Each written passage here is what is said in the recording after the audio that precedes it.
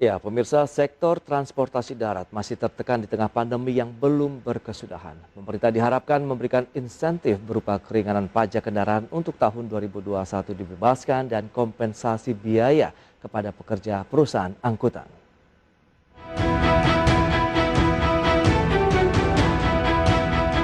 Sektor transportasi darat masih tertekan di tengah pandemi yang belum berkesudahan. Kondisi bisnis seperti operator bus, angkutan pariwisata maupun taksi masih berdarah-darah akibat kebijakan pembatasan mobilitas masyarakat untuk menekan laju penularan COVID-19. Organisasi Angkutan Darat atau Organda menyatakan hingga saat ini masih belum ada aksi nyata pemerintah terkait usulan insentif bagi sektor angkutan darat. Pemerintah diharapkan memberikan insentif berupa keringanan pajak kendaraan tahun 2021 dibebaskan dan kompensasi biaya kepada pekerja perusahaan angkutan. Adapun berdasarkan data Kementerian Perhubungan secara keseluruhan baik untuk angkutan penumpang maupun barang, kerugian yang dialami pelaku usaha transportasi darat mencapai 15,9 triliun rupiah per bulan akibat penurunan jumlah penumpang dan penurunan kendaraan yang melayani. Kemenhub mengklaim hingga saat ini pihaknya terus berupaya agar operator angkutan darat tetap bertahan hingga masa pandemi berlalu. Dari Jakarta, Tim Liputan IDX Channel. Baik, pemirsa, untuk membahas bagaimana dengan kinerja transportasi darat di tengah pandemi, kita sudah tersambung melalui Zoom bersama dengan Bapak Ateng Aryono. Beliau adalah Sekjen DPP Organda. Halo Pak Ateng, apa kabar? Selamat pagi, Selamat kabar pagi. baik. Alhamdulillah, syukur, salam sehat. Salam sehat juga Pak Ateng. Ini bagaimana? Mungkin bisa diupdate kondisi terkini dari transportasi darat di tengah pandemi. Apakah juga masih terus berjuang Pak untuk tetap bertahan? Silakan. Eh, Kalau kita melihat pandemi yang sudah hampir 2 tahun ya, berjalan Iya. 2 tahun ya, kalau kita ini ya 1,5 tahunan lah sekarang ini, 1,5 tahun itu kami rasakan memang begitu begitu luar biasa ya, begitu luar biasa itu menghilangkan kesempatan kita untuk kita bertahan Oke.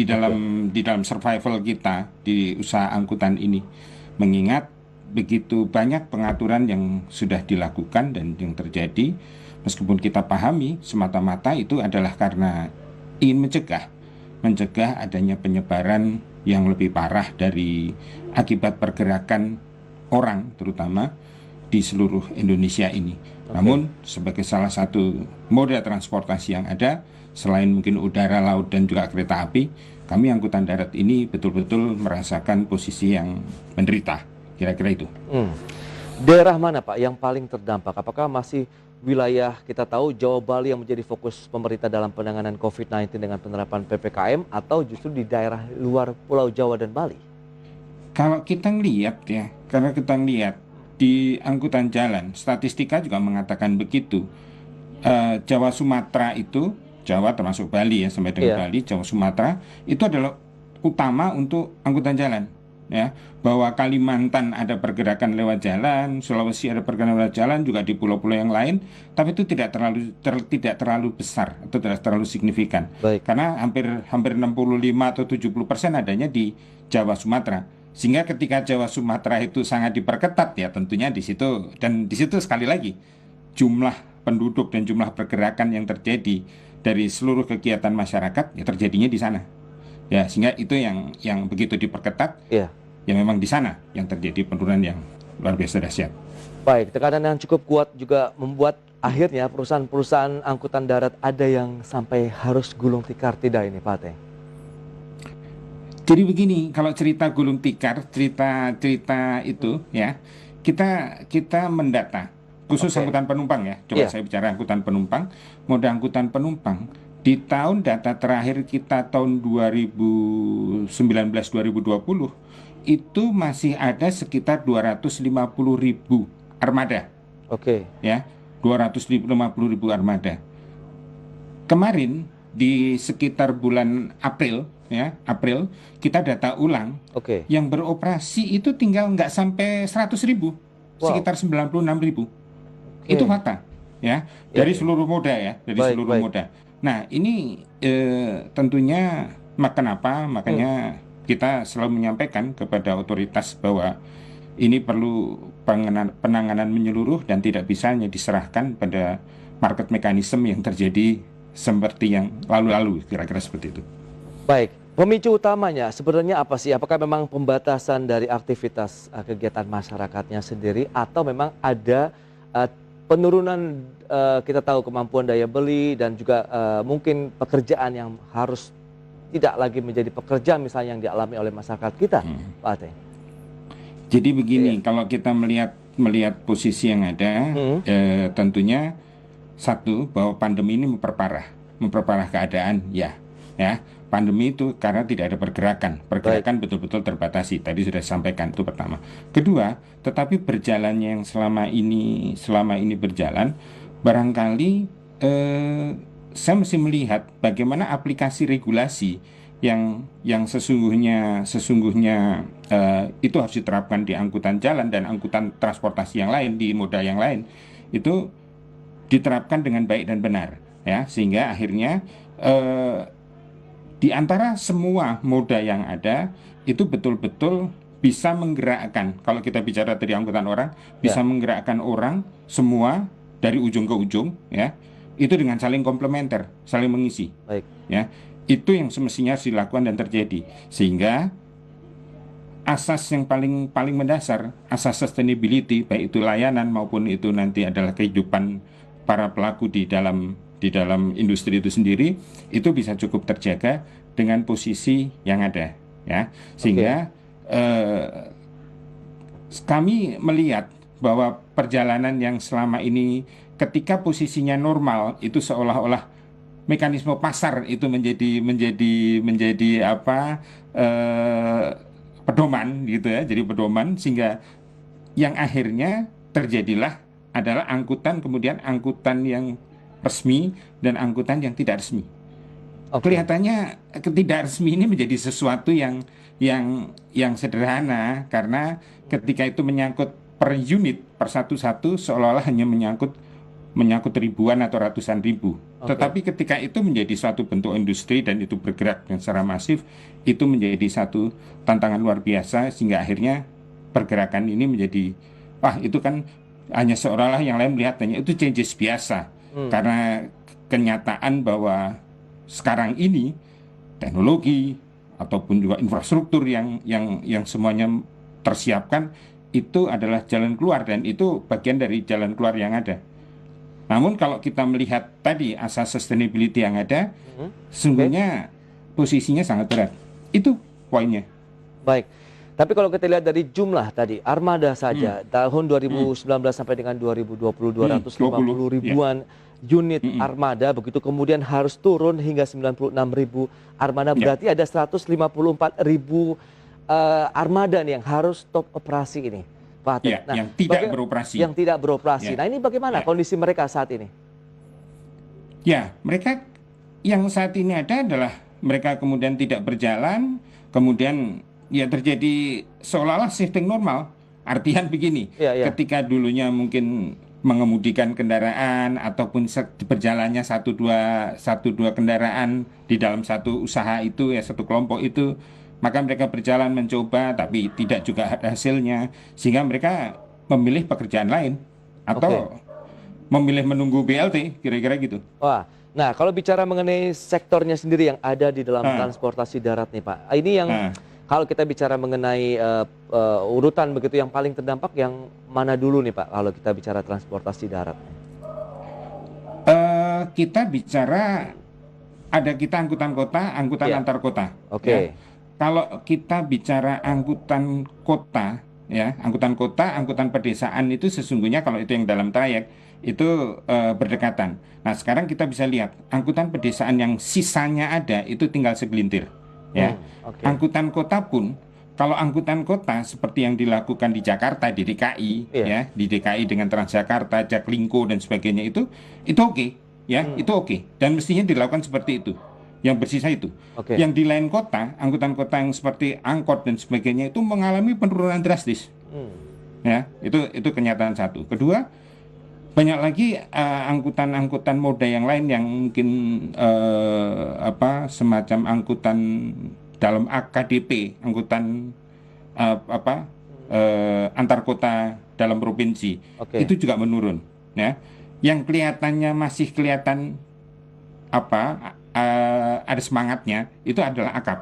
Ya, Oke. akap yang karena memanfaatkan infrastruktur yang cukup bagus ya, jalan tol, kemudian ke Sumatera sekarang juga sudah cukup cukup bagus gitu. Nah, itu Iya. dimanfaatkan pada posisi itu untuk survival. Nah, kalau kita lihat lagi, bagaimana dengan angkutan lain yang tidak dalam trayek? Kita lihat pariwisata. Oke. Pariwisata sama menderitanya, ya, karena banyak kebijakan bahwa pariwisata dikurangi, Iya. ditutup dan sebagainya. Pergerakan orang untuk Gerakan orang untuk pariwisata turisme itu menurun, ya kan? Nah, tentunya pendukung ini yang angkutan pariwisata juga sama-sama itu lebih menderita, kira-kira sama lah Oke. dengan pada posisi itu. Nah, terus kemudian yang lain, angkutan tidak dalam trayek seperti taksi berkurang, terus kemudian angkutan lingkungan, Iya. kita bisa lihat ya angkutan lingkungan yang ada seperti roda 3 bajai gitu, Iya. kita melihat di Jakarta ini juga sedikit ya, apalagi di daerah. Betul. Kira-kira pada posisi itu. Baik, bicara mengenai total kerugian yang dialami oleh transportasi darat, seperti Hmm. apa dan berapa besar jumlahnya? Tahan dulu jawabannya, Pak Ateng, kita akan jeda sebentar dan pemirsa kami akan segera kembali usai jeda berikut ini.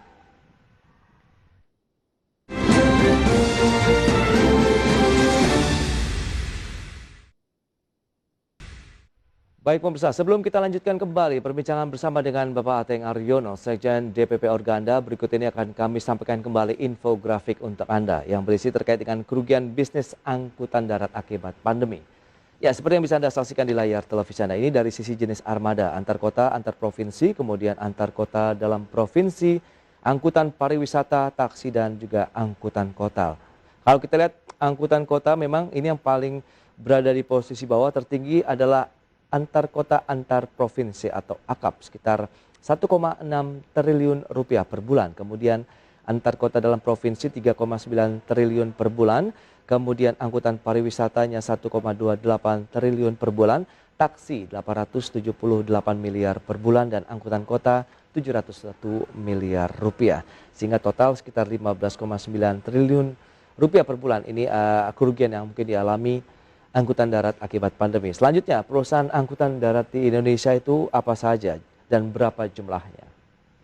Ya, ada bus akap, ini antar kota antar provinsi sebanyak 346 armada. Kemudian angkutan travel 56 armada, bus pariwisata 1.112 armada. Sumber dari Kementerian Perhubungan. Dan kita akan lanjutkan kembali perbincangan bersama dengan Bapak Ateng Aryono, Sekjen DPP Organda. Ya, Pak Ateng, kalau kita bicara mengenai kerugian, Pak, kalau ini kan banyak sekali, kalau ada beberapa transportasi udara yang paling terdampak juga kita sudah tahu kerugiannya seperti apa dan besarnya seberapa. Kalau kita lihat dari transportasi darat, bagaimana dengan data yang sudah kita sampaikan tadi, dan untuk AKAP, kemudian dalam provinsi, pariwisata, taksi, dan juga angkutan kota. Totalnya 15 triliunan rupiah ini, Pak Ateng.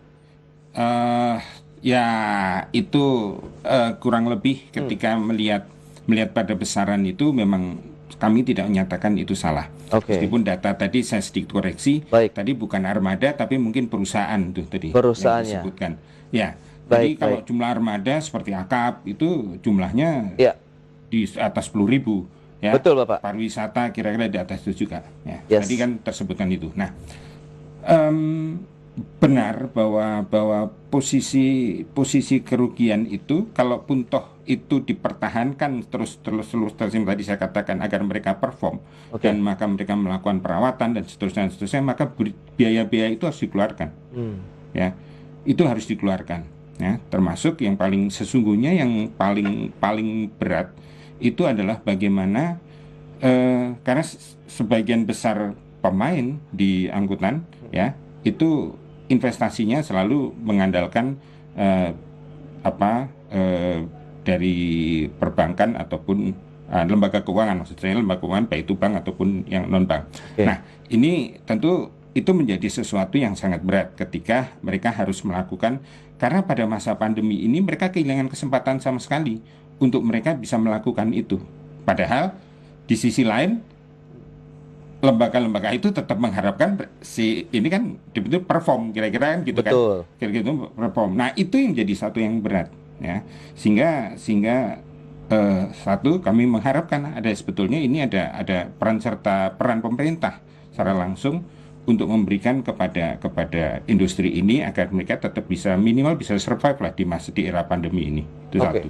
Nah, seperti Yang apa nih insentif ataupun mungkin bentuk subsidi yang diharapkan dari teman-teman pelaku usaha yang tergabung dalam Organda begitu dari pemerintah sendiri? Ya, jadi sebetulnya yang kami sampaikan itu adalah bagaimana agar tenor itu bisa diperpanjang. Ini kan Timer, Pak biasa ya? ya, yang itu tenor pinjaman Oh, itu bisa tenor, baik. Oke. tenor bisa diperpanjang. Ya. Kemudian, nah yang menjadi persoalan adalah tingkat bunga. Tingkat bunga yang tercatat pada waktu awal memang berani pada waktu itu ya, kira-kira tanda tangan itu kan persetujuan kan? Ya, Itu memang pada waktu itu memungkinkan. Tapi ketika masa pandemi ini kan betul-betul itu menjadi sesuatu yang berat. Nah, betul. kami tetap melakukan kewajiban, tetapi barangkali ada semacam kalau saya katakan subsidi itu mungkin nggak cukup apa populer ya. Iya, iya, iya. Salah gitu kan. Oke. Nah ini tapi itu memang itu diperlukan. Jadi tingkat Iya, iya. bunga itu mungkin bisa diberikan Insentif ini lah, Pak agar- ya? semacam gitu ya, Oke. agar bahwa industri angkutannya survive, Iya. lembaga keuangannya juga sama-sama survive, sehingga itu tapi perlu campur tangan pihak ketiga kan, dalam hal ini adalah otoritas sudah memberikan itu. Oke. Ataupun ketika ada modal kerja, kita butuh modal kerja selama pandemi ini kan berat kan. Nah, modal kerja itu dengan tingkat bunga yang sangat murah, mungkin setara KUR atau mungkin lebih rendah lagi ya. Baik. Mengingat pada posisi ini kan kami menjalankan segala yang sifatnya untuk kepentingan masyarakat bergerak. Kira-kira ke sana. Baik, itu dia. Berarti memang dari sisi tenor untuk mungkin kredit yang bisa diperpanjang kembali, tingkat bunga yang mungkin juga ada insentif juga yang diberikan karena memang dengan adanya pandemi, kita tahu juga operasional juga terganggu sehingga diharapkan juga ada relaksasi di sana ya. Kemudian modal betul. kerja juga yang diharapkan dari sisi tingkat bunga yang mungkin bisa setara dari kredit usaha raya. Tapi dengan beberapa item yang sudah Anda sampaikan ini sudah tersampaikan juga kepada pemerintah dan actionnya sendiri sejauh ini bagaimana Pak Teng? Memang dari pemerintah sejak tahun lalu ya ada PUJK 11 itu kan, Ya. terus kemudian PUJK 43 ya, kalau saya nggak Oke. salah ya. Namun ya faktanya di beberapa yang ada kan ini belum menunjuk kepada lembaga keuangan untuk memberikan keringanan, dan keringanan itu akan diabsorb oleh otoritas dalam hal ini kan gitu kan, belum ada itu tentuan itu. Tapi Oke. hanya bahwa itu boleh diperpanjang, boleh dilakukan, kira-kira kan seperti itu. Sehingga efektivitas itu di lapangan tentunya masih kami rasakan kurang nendang ya, tidak nendang sama sekali ini. Iya, iya, iya. Kira-kira gitu. Mungkin tidak seperti insentif dari sektor usaha lainnya begitu mungkin ya Pak Teng. Iya, itu kan sumber dan ininya berbeda. Oke. Sama halnya ketika Iya, iya. diperpajakan, sama halnya Baik. diperpajakan. Kami harapkan kan perpajakan juga ada relaksasi Iya. ya, meskipun dari ada PMK yang mengatur tentang bagaimana PPh, bagaimana PPh-nya DTP, kemudian ada PPN yang PP 22 ya, pasal oke. 22 dan 25 itu kan yang diberikan Untuk PP semacam relaksasi. badan ya Pak ya. Badan ya, Oke. ya, betul. Itu kan ada relaksasi itu sedikit ya. Namun sekali lagi pada masa yang tadi saya cerita ya, karena posisi penyelenggaraan ini mungkin belum terlalu firm Oke. seperti seharusnya, sehingga kalau badan itu mungkin belum seperti amanat undang-undang teknis kita kan harus badan kan, penyelenggara angkutan itu. Betul. Nah, penyelenggara angkutan itu harus badan, tapi ini belum termigrasi secara baik, sehingga sebetulnya return bagi negara akibat ini juga tidak cukup signifikan. Oke. Mengingat itu dilepaskan kepada yang kecil-kecil, ya kan? Jadi menjadi sesuatu yang mestinya kalau dari hasil perpajakan berikutnya itu mungkin bisa menjadi PR yang baik, kira-kira gitu, ya. Baik. Terus kemudian kan satu lagi, Iya. ya, yang sebetulnya kami mengharapkan adanya satu gerak yang sama, itu adalah pajak kendaraan bermotor.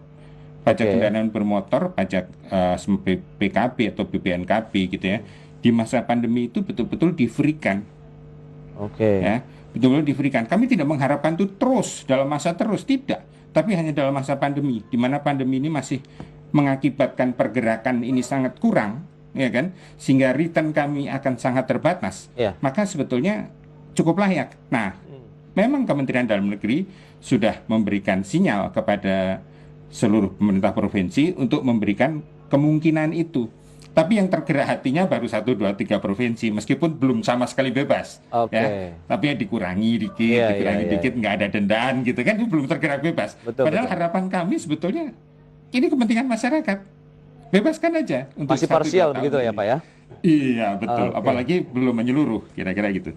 Oke, itu dia. Berarti memang banyak harapan yang diharapkan ya kalau kita bicara mengenai dengan kondisi pandemi untuk bisa bertahan bagi transportasi darat tadi ada yang tenor, kemudian tingkat bunga, modal kerja ditambah lagi tadi dengan pajak kendaraan bermotor kalau bisa dikurangi atau mungkin Betul, dihilangkan betul. sementara begitu ya sambil Betul. ada upaya Betul. lain kita mencari pemasukan lain karena kita tadi sudah disampaikan jumlah armadanya juga sudah jauh berkurang dari 250.000 menjadi sekitar 96.000 saja, di mana 154.000 armada lainnya ini juga harus Idle, posisinya idle dan tidak.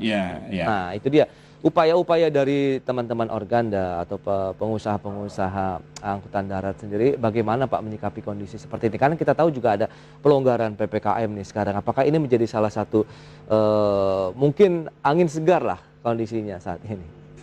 Ya, sesungguhnya kami berterima kasih nih. Kalau kami harus berterima kasih, kami sampaikan terima kasih kepada pemerintah bahwa pemerintah sudah melakukan pelonggaran.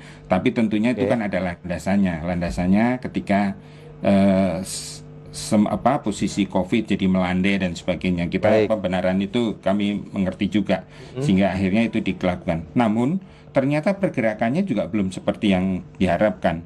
Kenaikan yang terjadi paling pada waktu puncak antara naik 15%, pada 10-15% itu terjadi sesuatu yang pada posisi daily itu 10% kira-kira gitu.